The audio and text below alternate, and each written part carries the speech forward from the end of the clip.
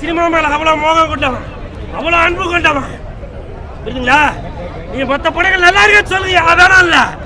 ஆனா தமிழை எடுக்கிற படத்தை போய் அதுல ஓட்டா இதுல ஓட்டான்னு சொல்றீங்களா? அப்புறம் தமிழன்ற உணர்வு எதுல வரும்? ஒரு தமிழனை தூக்கி பிடிக்க வேண்டிய உணர்வு எதுல வரும்?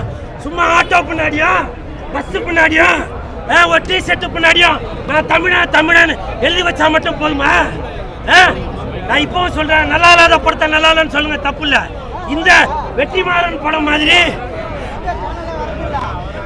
இந்த வெற்றிமாறன் படம் மாதிரி விடுதலை 2 மாதிரி படங்களா தலையில தூக்கி வச்சுன்னு கொண்டாடுறியா? இப்ப கூட சொல்றேன்,